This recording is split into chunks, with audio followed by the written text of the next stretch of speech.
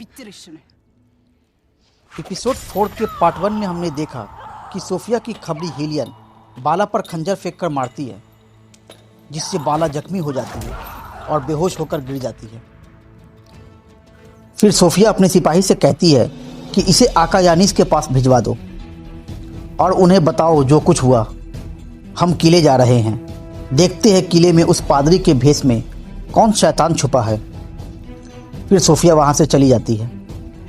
लेकिन दोस्तों, अगर अभी तक आप लोगों ने मेरे चैनल को सब्सक्राइब नहीं किया है तो मेरे चैनल को सब्सक्राइब करके बेल आइकन ज़रूर दबा दें, ताकि मेरे आने वाले नए वीडियो के नोटिफिकेशन आप लोगों तक सबसे पहले मिल सके।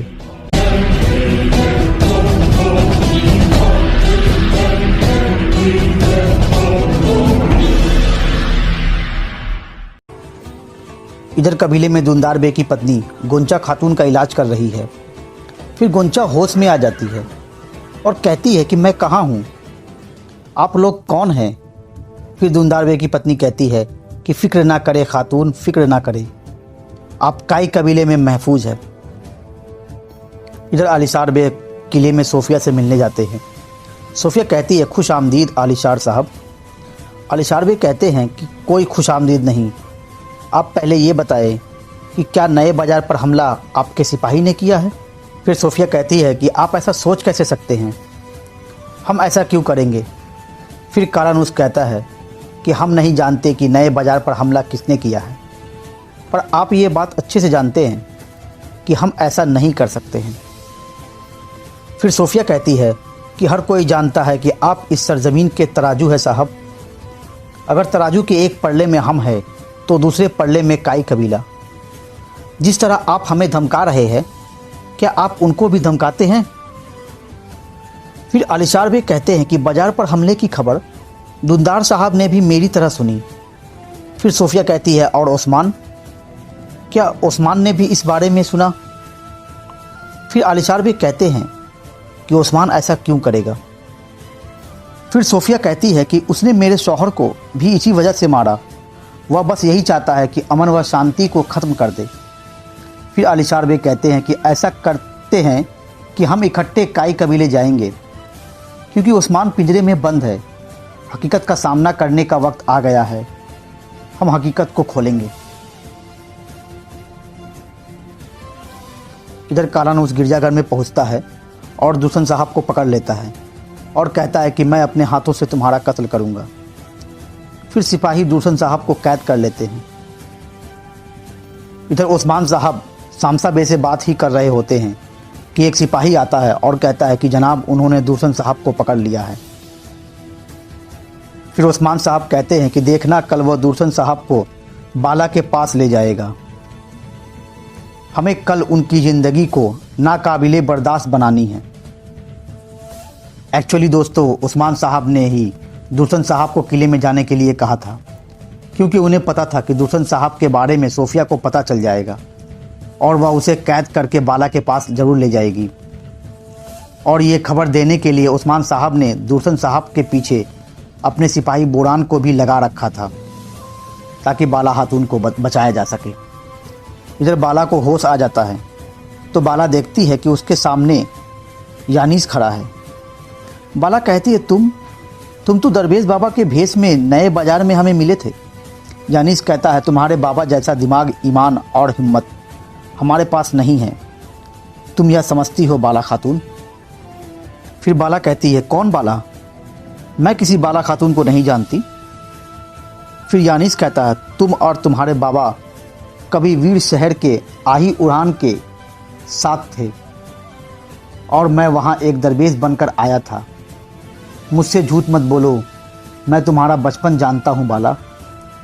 मैं तुम्हारी खूबसूरत आंखें नहीं भूलूंगा, चाहे 1000 साल गुजर जाए। फिर बाला कहती है तुम यानीस हो, तुमने मंगोलों को आही अवरान का बताया और मरवा दिया। फिर यानीस कहता है अच्छा, तुम्हारे बाबा ने तुम्हें मेरे बारे में सब कुछ बताया है। फिर बाला कहती है मैं तुम्हें अच्छी तरह जानती हूँ यानीस, जो तुम चाहते हो वो तुम्हें कभी नहीं मिल पाएगा। फिर यानीस बाला को ज़बरदस्ती बोतल में मौजूद जहर पिलाता है और कहता है कि ये जहर तुम्हारी कुव्वते इरादी को कमज़ोर करेगा और तुमसे सब कुछ उगलवाएगा।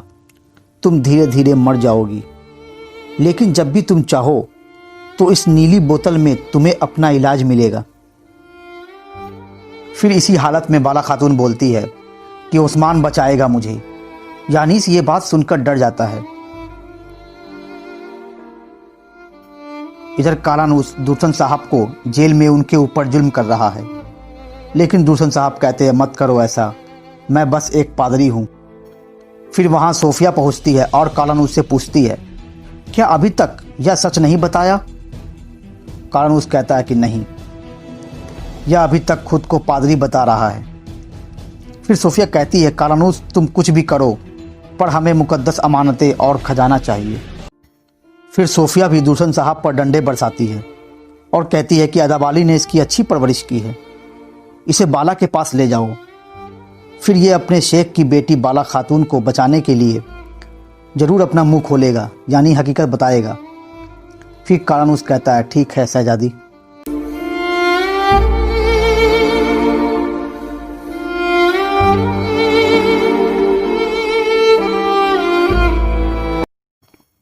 इधर उस्मान साहब खेमे में सोए हुए हैं, तभी एक सपना देखते हैं।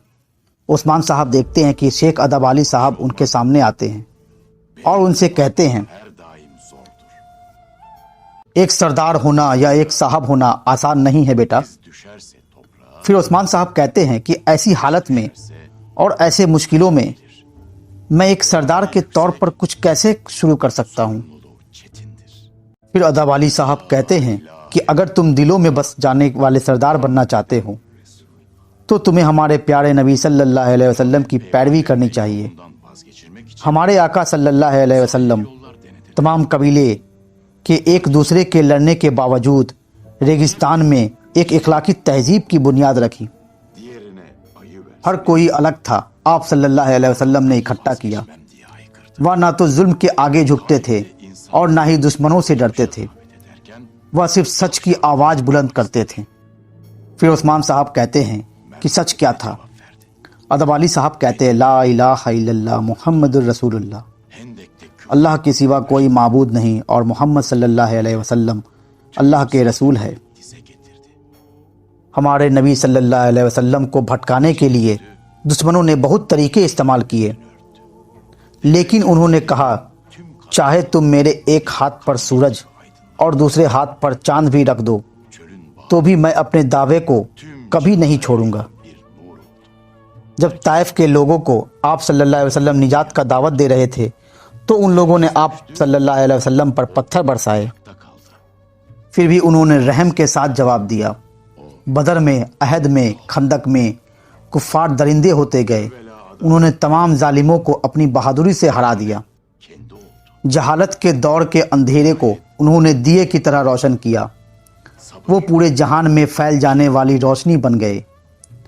जब हर कोई सोता तो वह जाग रहे होते, हर कोई उम्मीद हार गया वह उम्मीद थे, वह इंसाफ थे, वह रहमत थे, वह हिदायत थे, वह साबित थे। उनकी तरह बन जाओ बेटा, ताकि जब तुम चलो तो इंसाफ चले। फिर उस्मान साहब कहते हैं कि अल्लाह हमें आका सल्लल्लाहु अलैहि वसल्लम की अजीम उम्मत बनना नसीब करे, आमीन। फिर उस्मान साहब की आंखें खुल जाती हैं। इधर यानीस बाला खातून से पूछता है कि खजाना किले में है, ये बात तुम्हें कैसे पता चला और क्या उस्मान भी अदबाली के साथ है? बाला खातून कहती है तुम्हें मुझसे कुछ पता नहीं चल सकता और उस्मान साहब को इन सब चीज़ों के बारे में कुछ पता नहीं है, वह हमारा राज नहीं जानते। इधर अदबाली साहब को पता चल जाता है कि उनकी बेटी बाला खातून को अगवा कर लिया गया है। फिर अदबाली साहब अल्लाह से दुआ करते हैं, या अल्लाह जिस तरह तूने आग से इब्राहिम अलैहिस्सलाम को, कुएं से यूसुफ अलैहिस्सलाम को और दरिया से यूनुस अलैहिस्सलाम को और चाकू से इस्माइल अलैहिस्सलाम को और गुफा में हमारे प्यारे नबी सल्लल्लाहु अलैहि वसल्लम को बचाया, उसी तरह हमारे राज की हिफाजत फरमा और मेरी बेटी को ताकत दे। हजरत आयशा जैसी हिकमत और हजरत फातिमा जैसी बहादुरी और हजरत सुमैया जैसी सब्र अता फरमा, आमीन। इधर उस्मान साहब अपने साथियों के साथ बाला खातून और दूसन साहब को बचाने के लिए किले की तरफ जा रहे हैं।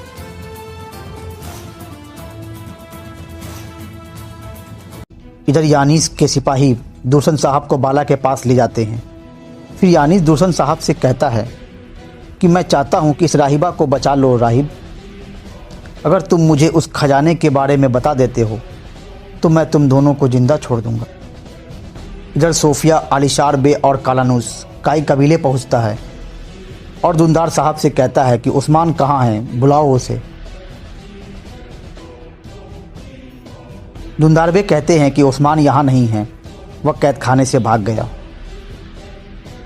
इधर यानीस बाला खातून के गले को दबाकर उसे मारने लगता है और कहता है कि हो सकता है इसके मरने पर तुम बोल पड़ो दूरसन कि खजाना कहाँ है। फिर दूरसन साहब कहते हैं कि मैं नहीं जानता इसे, आप हमें छोड़ दे। फिर दूरसन साहब बेहोश हो जाते हैं। फिर यानीस बाला खातून को खंजर मार देता है और मेघाला को लेकर वहाँ से भाग जाता है।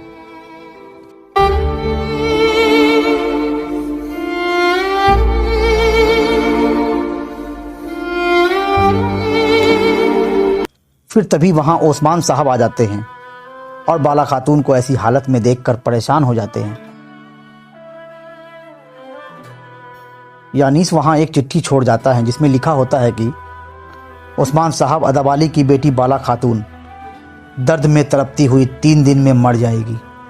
मेरे पास इसका तोड़ है, अगर तुम इसे बचाना चाहते हो तो तुमने मुझसे जो खजाना चुराया था उसे लौटा दो।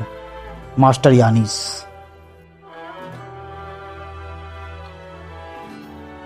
क्या होगा आगे जानने के लिए एपिसोड 5 देखें।